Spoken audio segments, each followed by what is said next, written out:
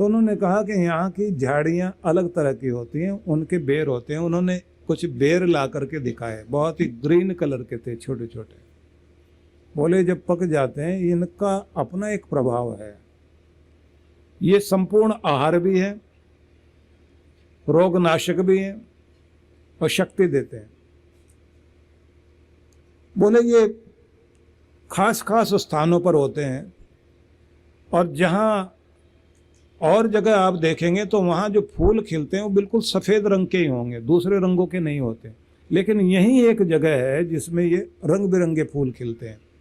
और इससे पीछे वाला जो भाग है जहाँ से जो है वो फूलों की घाटी में जाते हैं, वो नीचे की तरफ जा कर के है, काफ़ी नीचे जा कर के वो भाग है। जहाँ से हेमकुंड साहब की तरफ जाते हैं तो एक रास्ता जाता है जहाँ 3 किलोमीटर की चौड़ाई और 10 किलोमीटर की लंबाई तक फूल ही फूल खिलते हैं। अगस्त के महीने में लोग जाते हैं, उसको बोलते हैं फूलों की घाटी। तो हम लोग थोड़ा ऊपर की तरफ गए तो बीच में एक जगह है जहाँ पर एक लंबा शिलाखंड पड़ा हुआ है और बहुत ऊंचाई से सरस्वती नदी जो है नीचे गिरती है। कहते हैं कि भीम ने वो जो पत्थर था वो रखा था। तो उसको पार करके हम लोग आगे गए।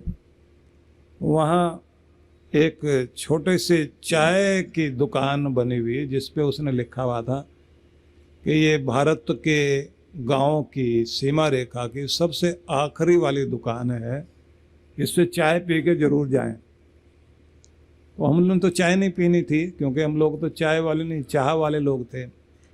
आगे गए, थोड़ा सा और आगे देखा तो वहाँ से आगे रास्ता बंद है। लेकिन मैं वहाँ खड़ा हुआ देख रहा था कि चारों तरफ बर्फ होने के बाद भी प्रकृति ने इतने सुंदर ऐसी चीजें वहाँ दी हुई हैं कि तपस्वी लोग तपस्या करते थे। एक स्थान है जहाँ पर गणपति भगवान ने बैठ करके महाभारत और पुराण आदि ग्रंथ लिखे, उनका भी एक छोटा सा मंदिर बना हुआ है। दूसरी साइड में जो है व्यास भगवान जो बोल रहे थे और गणेश जी लिख रहे थे, तो उनका मंदिर बना हुआ है। छोटी छोटी जगह बनी हुई है। पर आप जरा सोच करके देखिए, 12 साल तक भगवान कृष्ण ने तप किया वहां, लेकिन जब उन्होंने गीता के माध्यम से तप के बारे में बताने की बात आई तो 3 तरह के तप बताए उन्होंने कहा एक शरीर का तप होता है, एक वाणी का तप होता है और एक मन का तप होता है। तो मन के तप को उन्होंने कहा कि जो सबके लिए आवश्यक है, या कहना चाहिए भगवान ने जो कलयुग वाले लोगों के लिए उपदेश दिया, क्योंकि राम जी आए त्रेता में, तो अपने युग से लेकर आगे तक के युग तक, जब तक दूसरा अवतार नहीं हो गया उतने काल तक कैसे जीना है वो संदेश भगवान राम ने दे दिया। भगवान कृष्ण ने अपने समय में, मतलब आज से 5200 वर्ष पूर्व जब कलयुग शुरू हुआ, कृष्ण भगवान समझ लीजिए कि उनका जो समय है जब उनका पदार्पण हुआ 5200 वर्ष पूर्व, उसके बाद से जैसे ही वो अपने धाम पधारे कलयुग शुरू हो गया। कलयुग को 5000 के लगभग आप मान लें, 5000 कुछ 100 वर्ष, और ये 4,32,000 सालों का कलयुग है। इतने साल तक रहेगा। अब इतने सालों तक आपको किस तरह से रहना चाहिए, जब तक कहते हैं इससे अगले वाला अवतार नहीं हो जाएगा, तब तक के लिए कैसे जीना है, अगर ये सीखना हो तो भगवान ने वो सीखने के लिए संदेश जहां दिया उस ग्रंथ का नाम गीता है। बस उसे आप समझना शुरू करें कि अब कैसे जीना, तो उसमें जीने के लिए उन्होंने ये संदेश दिया कि ये युग तनाव का शुरू होगा, ये युग चिंताओं का युग शुरू होगा, ये युग भय का युग होगा। इस युग में विश्वास टूटेंगे। इस युग में आप बौद्धिक जीवन ज्यादा जियोगे, भावनाओं का नहीं। तो ऐसे में आपको क्या करना है? तो भगवान कहते हैं तप करो। कौन सा तप? तो उन्होंने संदेश दिया। पहली बात कही, एक तो हर समय प्रसन्न रहना है, और प्रसन्नता आपके मन से शुरू होनी चाहिए। मन में प्रसन्नता भरे रखो, मतलब सकारात्मक बने रहिए। आपको पॉजिटिव रहना है। जितने पॉजिटिव रहेंगे आप, सकारात्मक रहेंगे और प्रसन्न रहेंगे, उतनी जिंदगी में खुशियां आएंगी। और जितने आप नकारात्मक और निराशा वाली बातें ज्यादा सोचेंगे, उतना ही जीवन दुखी हो जाएगा। इसलिए आपकी जिंदगी का सबसे बड़ा तप यह है कि आपको प्रसन्न रहना चाहिए और अपने मन को सकारात्मक बनाना चाहिए। ये भगवान ने कहा कि ये मैं संदेश देना चाहता हूं। इस युग में सफल होने वाले लोगों के लिए ये संदेश है। तो आदत बनाओ, मुस्कुराहट बनी रहे। अब सोचिए कि बच्चे तो मुस्कुराते हुए अच्छे लगते ही हैं, क्योंकि उनको तो आदत है। वो बूढ़ा आदमी, वो तो उदास होते होते इतना गंभीर हो गया है कि अब मुस्कुराना बड़ा मुश्किल है। और अगर हंसने की बात भी सुना दें आप, तो बूढ़ा आदमी घूरता जरूर है, मुस्कुराता नहीं, हंसना हो ही नहीं पाता। सोचिए, अगर बच्चा 300 बार दिन में हंसता मुस्कुराता है, तो उम्र के आखिरी ढलान तक पहुंचते पहुंचते लोगों की हालत हो जाती है 300 दिन के बाद भी एक बार मुस्कुराएं तो मुस्कुराएं, या हंसे, खोल के हंसे 300 दिन के बाद, मतलब पूरा साल ही गुजर जाता है। तो आप अभी पकड़ लीजिए बात, याद करते रहो। जैसे आप टैबलेट के लिए लिख करके पर्ची लगा लेते हैं कि दिन में इतनी बार लेनी है, तो भगवान श्री कृष्ण की ये टैबलेट याद रख लीजिए कि कम से कम आपको 10 बार तो लेनी ही है और मुस्कुराते हुए रहना है, बस 10 बार गिन के। मतलब 1 घंटे में 1 बार तो मुस्कुरा लिया करें। जब आप शीशे के सामने जाते हैं तो अपना मुंह चिढ़ा के हंस लीजिए, कुछ भी बहाना हो, खुश रहना है। दूसरी बात, भगवान ये कहते हैं तुम्हारी मुस्कुराहट को छीनने के लिए लोग बैठे हैं, इसे छीनने मत देना। दूसरी बात कही है, तुम्हारी शांति, मौनम मनः प्रसाद सौम्यत्वम, शीतलता, शांति। तुम्हारी शांति भी छिन्न भिन्न करने के लिए दुनिया पूरी कोशिश करती है, गायब मत होने देना। ये दौलत है आपकी। भगवान ने दौलत देकर भेजा आपको। पहली तो दौलत दी मुस्कुराहट की, दूसरी दौलत दी शांति की। बच्चे शांत हैं अंदर से और बाहर से कर्म में लगे हुए दिखाई देते हैं, दौड़ते भागते दिखाई देते हैं, लेकिन इतने शांत के जैसे कुछ खाया पिया, एकदम आंखें बंद की और सो गए। आपको तो कहीं करवट बदलनी पड़ती, तब जाके तो नींद आती है। तो शांति छीनना चाहती है दुनिया, ये दौलत दी भगवान ने। कहते हैं अपनी दौलत को संभाल के रखो। तीसरी बात कही, मौनम आत्मनिग्रह, तुम्हारे अंदर का मौन,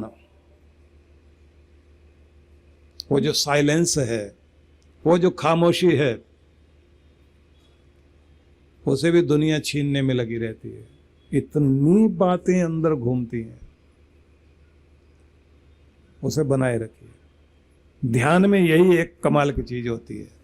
अपने मन को आप निर्विचार बना लीजिए और उसके बाद आप वहां पहुंच जाते हैं जहां से दुनिया दूर रह जाती है। दुनिया के मालिक का साम्राज्य शुरू हो जाता है, परमात्मा का साम्राज्य आपके अंदर है। अपने मौन में उतरना सीखिए। इसलिए गुरु से जहां आप ज्ञान लें, विज्ञान लें, वहीं उनसे ध्यान जरूर लो। कि कैसे मन टिके, कैसे उसकी आवाज सुने, कैसे प्यारे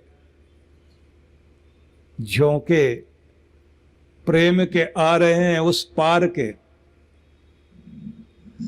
संदेशे लेकर आ रहे हैं मेरे प्यारे के प्यार के, मेरे परमात्मा के प्यार का संदेश लेकर जो ठंडे झोंके आ रहे हैं वो ध्यान में ही आते हैं। इसलिए मौका ढूंढिए। होना तो ये चाहिए कि भजन करने बैठो तो ध्यान लग जाए, पूजा करने बैठो तो आप खो जाओ वहीं के वहीं। आप अपनी प्रार्थना में, अपने भजन में, अपने कीर्तन में, अपने देवार्चन में भी इतने खो जाएं, फूल देते देते आपको महसूस हो कि मैं खुद फूल बनकर अपने परमात्मा को स्वयं को अर्पित कर रहा हूं। जब दर्शन कर रहे हो तो पहले तो आपको श्रृंगार दिखाई देता है भगवान का, मूर्ति दिखाई देने लग जाती है, कुछ को मूर्ति में पत्थर दिखाई देने लग जाता है। जब आपको श्रृंगार भी, मूर्ति भी आंखों से गायब हो जाए और साक्षात भगवान सामने महसूस होने लग जाए तो समझ लेना चाहिए दर्शन शुरू हो गया है। फिर तो आप बात करने लग जाते हैं, मन ही मन बात करने लग जाते हैं, और फिर उधर से डांट और कभी प्यार दोनों मिल रहा होता है, और कभी वरदान भी मिल रहा होता है। आपको लगता है आज भगवान बहुत प्रसन्न है और आशीर्वाद दे रहे हैं, बेटा तेरा काम जरूर होगा, तो चिंता मत कर, मैं हूं ना, ऐसा महसूस होने लग जाता है। वो अनुभूति आनी चाहिए। तो इसलिए समय पूरा हो गया, तो मैं आपको जल्दी जल्दी में ये याद कराना चाहता हूं कि जहां कृष्ण है और जहां अर्जुन है, जहां ब्रह्म है और जहां छत्र है, जहां ज्ञान है और कर्म है, जहां युक्ति है और शौर्य है, बात को आगे लेकर जाइए कि जहां भाग्य और कर्म दोनों हैं, मतलब जो भाग्य हम लेकर आए और जो कर्म करने का अवसर भगवान ने दिया, दोनों का मेल बैठाकर भाग्य को सौभाग्य बनाया जा सकता है। ये भगवान ने आपको शक्ति दी है। जहां भक्ति भी दी और अभ्यास दिया, एक तरफ भक्ति, एक तरफ अभ्यास, एक तरफ भाग्य, एक तरफ कर्म, एक तरफ है युक्ति और एक तरफ है शौर्य, समन्वय बैठाते चले जाइए। ज्ञानेंद्रियां, कर्मेंद्रियों का समन्वय, एक तरफ आप रख लें गुरु को, एक तरफ रख लीजिए शिष्य को। गुरु ज्ञान है और शिष्य कर्म है, दोनों का मिल जाना बहुत जरूरी है।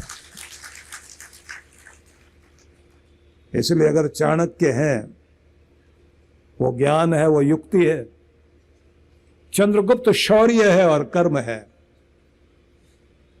परिणाम, भारत में 24 साल तक राज्य किया चंद्रगुप्त ने। हिंदू कुश पर्वत से लेकर बंगाल की खाड़ी तक एक बड़ा भूभाग, भारत को, खंडित भारत को अखंड भारत बना दिया। जो चीज कभी नहीं हो सकती वो हो सकती है। गुरु भी होना चाहिए और शिष्य भी होना चाहिए, ज्ञान भी होना चाहिए, कर्म भी होना चाहिए। तो दोनों जीवन में आ जाएं तो उसके लिए क्या करना चाहिए? तो यहाँ से कथा शुरू होती है और बढ़ेंगे कल। तो बहुत बहुत शुभकामनाएं आप सभी को। आप इतने प्रेम से यहाँ आए। आप जब कहते हैं ना कि एक बार आओ तो सही, सुनो तो सही। और एक बात ध्यान रख लेना, जिनके अंदर भी ऐब है उनके अंदर शैतानियत है, और वो अपने शैतानियत के इतने पक्के चेले हैं, उस रंग में सबको रंग लेना चाहते हैं। इसलिए नशे वाला दूसरों को नशा लगाने के लिए पूरी ताकत लगाएगा। जुआ खेलने वाला व्यक्ति जुआरी बनाने में पूरी ताकत लगा देगा, रोज नए नए ढूंढ के लेकर आएगा। फिर धर्म वाला पीछे क्यों रह जाए।